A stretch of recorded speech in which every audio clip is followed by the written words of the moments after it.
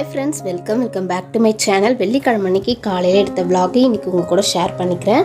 So ரொம்ப சிம்பிளான ஒரு விலாக் தான். ஃப்ரைடே எப்படி போச்சுன்றது, எப்போவுமே ஃப்ரைடே மார்னிங் எனக்கு என்னென்ன வேலை இருக்கும் அப்படின்றத இன்றைக்கி ஒரு டே இன் மை லைஃபாக உங்கள் கூட ஷேர் பண்ணிக்கிறேன். எப்போவுமே காலையில் எழுந்ததுமே நான் அன்றைக்கி வந்து 6 o'clock எழுந்துட்டேன்.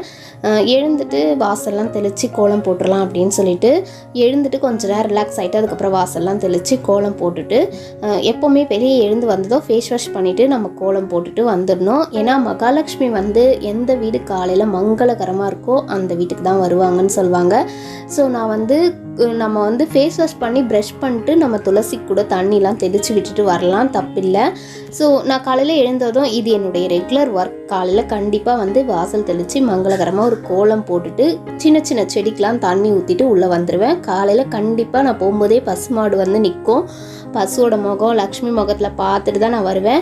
அப்போது கொஞ்சம் நேரம் காஃபிலாம் குடிச்சிட்டு வந்து நம்ம கோலம்லாம் கொஞ்சம் தண்ணி வந்து காஞ்சதுக்கப்புறமா வந்து கோலம் போட்டால் அழகாக இருக்கும்னு சொல்லிட்டு கோலம்லாம் போட்டுட்டு அப்போ வந்து மரத்தில் பார்த்திங்கன்னா நிறைய லெமன் இப்போ வந்து நல்லா பிஞ்சாக இருந்தது. இப்போ எல்லாமே நல்லா வந்து பெருசாகிடுச்சு. அழகாக இந்த க்ரீனிஷாக இருக்கிறதுலாம் எனக்கு ரொம்ப பிடிக்கும். கண்ணுக்குமே ரொம்ப குளிர்ச்சி. அதனால் காலையில் பார்த்திங்கன்னா குருவிலாம் அழகாக சத்தம் போட்டுகிட்டே இருக்கும். அந்த கிளைமேட்டில் நம்ம எழுந்து சுறுசுறுப்பாக வேலை செய்யும்போது அந்த டேவே ரொம்ப ஃப்ரெஷ்ஷாக இருக்கும். ஸோ இந்த டைம் நான் தாஜ் டீ தூள் வாங்கிட்டு வந்தேன், எப்படி இருக்குது பார்க்கலான்ட்டு. எப்போவுமே நம்ம டீ தூள் வாங்குகிறோன்னா அது வந்து ஒரு மாதிரி பவுடராக இருக்கும் பார்த்திங்களா, அந்த மாதிரி வாங்கவே கூடாது. 3 ரோசஸ்லாம் அப்படி தான் இருக்கும். ஸோ அது வந்து அந்தளவுக்கு எனக்கு டேஸ்ட்டு பிடிக்கல. ஸோ இது பார்த்திங்கன்னா கொஞ்சம் நாள் பெருசாக அந்த விதைகள் அந்த லீஃப்லாம் தெரிகிற மாதிரி இருக்கும்.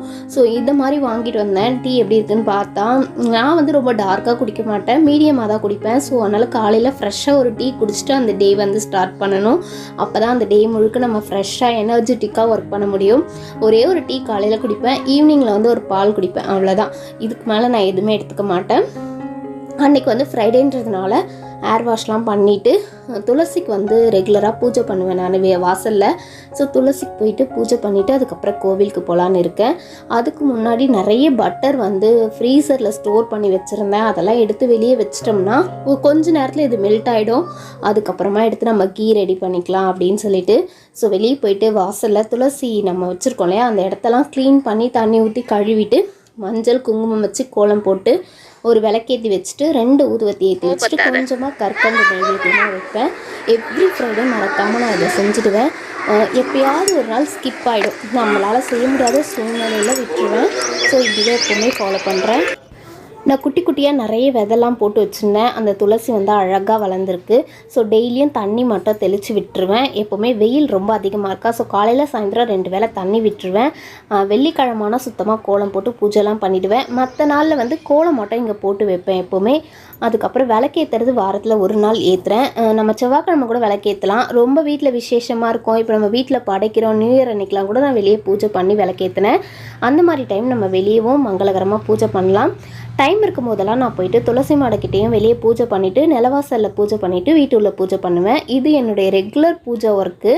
ஸோ அரளிப்பூ இருந்ததுனால அரளிப்பூ போட்டு செம்பருத்தி பூ போட்டு இந்த இடமே பாருங்கள் எவ்வளோ அழகாக பச்சை பசேல்னு அந்த தெய்வீக இது வந்து நான் அங்கே போய் உட்காந்து நம்ம ப்ரே பண்ணும்போதே அந்த தெய்வீக ஸ்மெல்லு சொல்லுவாங்க பார்த்திங்களா, கோயிலுக்குலாம் போனால் நம்ம எப்படி உணர்வோம், அந்த மாதிரி இந்த இடமே ரொம்ப பிளஸ்ஸிங் அதிகமாக நமக்கு கிடைக்கும். ஸோ ஃபஸ்ட்டு பூஜையே இங்கே தான். ஃபஸ்ட்டு பூஜைலாம் பண்ணி முடிச்சுட்டு அதுக்கப்புறம் உள்ளே போய் நிலவாசல்லாம் கழுவிட்டு பொட்டு வச்சு பூ போட்டு நிலவாசலில் ஊதுவத்தி அதெல்லாம் ஏற்றி வைக்கிறது எப்போவுமே செய்கிறது. ஸோ இன்றைக்கி பூஜையெல்லாம் முடிச்சுட்டு கோவிலுக்கு போயிட்டு புத்து கோவிலுக்கு தான் போகிறேன். நம்ம வீட்டு பக்கத்தில் ஒரு நாகாத்தம்மன் கோவில் இருக்குது. அந்த கோவிலில் வாரம் போயிட்டு புத்துக்கு பால் ஊற்றிட்டு 2 விளக்கு ஏற்றி வச்சுட்டு ஊதுவத்தி கற்பூரம் இதெல்லாம் ஏற்றி வச்சுட்டு பூ போட்டுட்டு வருவேன். இதை வந்து நான் 8 வீக்ஸாக ஃபாலோ பண்ணி 8 வாரம் முடிச்சிட்டேன். லாஸ்ட்டாக ஒரு வாரம் இருக்குது. 9வது வாரம் போயிட்டு நம்ம அதை பூஜையை நிறைவு பண்ணிவிட்டு வரணும். வேண்டுதல் அப்படின்லாம் கிடையாது. நமக்கு ஒரு கஷ்டம்னும் போது நான் எங்கள் குலதெய்வமே புத்து தான், அம்மன் அங்காளம்மன் தான். ஸோ அவங்கள நினச்சி கூட நம்ம வேண்டலாம். நாகாத்தம்மன் அங்காளம்மன் எல்லாமே வந்து ஒரே ரூபம் உள்ள ஒரு கடவுள் தானே அப்படின்ட்டு நம்ம குலதெய்வம் மாதிரி தானேன்ட்டு நான் ரெகுலராக போயிட்டு தான் வந்துட்டுருக்கேன். இப்போ வந்து நம்ம வீட்டுக்கு வந்துட்டு அதுக்கப்புறம் இந்த நெய் காசுற வேலையெல்லாம் இருக்குது. ஸோ நிறைய பட்டர் இருந்ததுனால அதை ஸ்ப்ளிட் பண்ணி ஒரு 3 கடாயில் வச்சு காய்ச்சினா நமக்கு வந்து அது பொங்கி கீழெல்லாம் ஊற்றிடும். அதனால் கொஞ்சமாக வந்து ஃபில் ஆகிற வரைக்கும் ஒரு 1/2 லிட்டர் நெய் கிட்ட நான் இன்றைக்கி எடுத்திருக்கேன். 1/2 லிட்டர் நெய் வீட்டிலே ரெடி பண்ணியாச்சு. இது வந்து ரொம்ப பியூராக சூப்பராக இருக்கும், நல்ல வாசனையாக இருக்கும். அந்த திப்பிலாம் நிறைய வரும். இதை நம்ம 2 மெத்தடில் பண்ணலாம். ஒன்று வந்து நம்ம மிக்சியில் போட்டு பட்டர் நல்லா திரட்டி எடுத்து அது மிக்சியெல்லாம் வாஷ் பண்ணி ஜார்லாம் பிசு பிசுன்னு ஆகிடும். அதனால தான் நான் இப்படி தான் ஃபாலோ பண்ணுறேன். இது ஃபுல்லாக வரும், நான் வழியே ஊற்ற வேணாமேன்னு சொல்லிட்டு ஒரு சின்ன பாட்டிலில் மீதி இருக்க நெய்யெல்லாம் வடித்து எடுத்து வச்சுட்டேன். அன்றைக்கி வந்து பாப்பாவுக்கு குலோப்ஜாம் செய்கிறதுனால இந்த திப்பியை பிழியும் போதே பாருங்கள் எவ்வளோ கீ வருதுன்ட்டு. ஸோ அதை வேஸ்ட் பண்ண வேணாமேன்னு அந்த குலோப்ஜாம் மாவு இருக்குல்லையே அதில் போட்டு நல்லா பிசைஞ்சா சாஃப்டாக இருக்கும். அப்படியே குலோப்ஜாமும் ரெடி பண்ணியாச்சு. ஸோ வீட்டில் இருக்கும்போது ஏதாவது ஒரு ஸ்நாக்ஸ் ரெடி பண்ணி கொடுப்பேன். எனக்கு தெரிஞ்சது ஸ்நாக்ஸ் ரெடி பண்ணுவேன். அன்றைக்கி குலோப்ஜாம் ப்ரிப்பேர் பண்ணோம். இந்த விலாகு இந்த டே அன்றைக்கி இப்படி தான் போச்சு. இது ஃபுல்லாமே வந்து ரொம்ப சிம்பிளாக நம்ம செய்கிறதா, சிம்மில் வச்சு நம்ம பொரிச்சு எடுத்துக்கலாம். மார்னிங் என்னுடைய வேலைலாம் இப்படி தான் இருக்கும். காலையிலே லஞ்ச் எல்லாம் முடிச்சிருவேன். ஏன்னா ரொம்ப நேரம் வெயிலாக, அதனால் கிச்சனில் நின்று ஒர்க் பண்ணுறது கஷ்டம்னு சொல்லிட்டு குக்கிங் எல்லாம் முடிச்சாச்சு. இந்த விலாக் உங்களுக்கு பிடிச்சிருந்தா மறக்காமல் லைக் கொடுத்துக்கோங்க, ஷேர் பண்ணி சப்ஸ்கிரைப் பண்ணுங்கள் ஃப்ரெண்ட்ஸ். பாய் ஃப்ரெண்ட்ஸ், நெக்ஸ்ட் வீடியோவில் மீட் பண்ணலாம். தேங்க்யூ.